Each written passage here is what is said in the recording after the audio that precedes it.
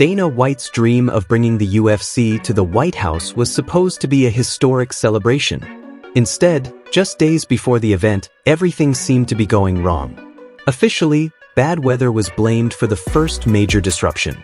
But as more details emerged, it became clear that rain wasn't the only threat hanging over UFC Freedom 250. Lawsuits, political controversy, public criticism, and logistical nightmares were all colliding at once, putting one of the most ambitious events in combat sports history at serious risk. The first warning sign came in Washington, D.C., during the highly anticipated Freedom 250 press conference. The event was scheduled to take place on the iconic steps of the Lincoln Memorial, creating the perfect backdrop for what was supposed to be a celebration of American history, UFC history, and Dana White's latest groundbreaking achievement. Fighters had arrived, cameras were ready, and the stage was set. Then Mother Nature stepped in. A severe thunderstorm swept across the city, forcing officials to delay the press conference. What was supposed to begin in the evening quickly turned into a waiting game as lightning moved through the area. The delay stretched for nearly 2 hours. And while a delayed press conference might not sound like a disaster, it sent a powerful message to everyone involved. If weather could disrupt a simple media event, what would happen on fight night itself? That question suddenly became impossible to ignore. Forecasts for Sunday were far from reassuring. Meteorologists were predicting high temperatures, intense humidity, and significant chances of rain throughout the day. Some forecasts even warned of severe thunderstorms. For an event taking place outdoors on the White House South Lawn, that was a major concern. Longtime UFC commentator Joe Rogan had already voiced his concerns weeks earlier. Speaking on his podcast, Rogan questioned the wisdom of hosting fights outdoors during the summer in Washington, D.C. The heat alone could become a factor.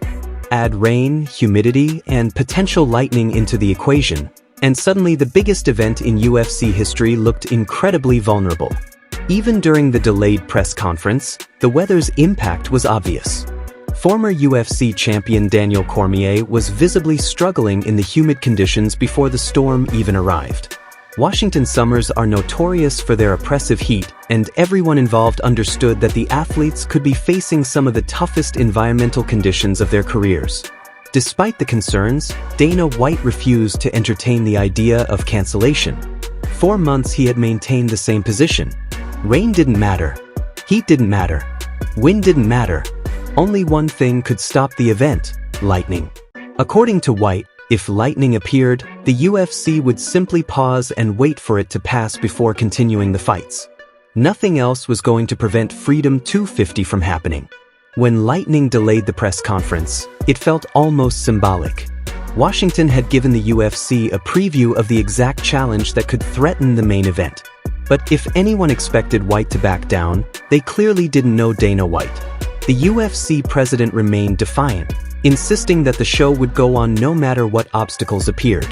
And the reason he was willing to take that risk becomes easier to understand once you realize what Freedom 250 actually represented.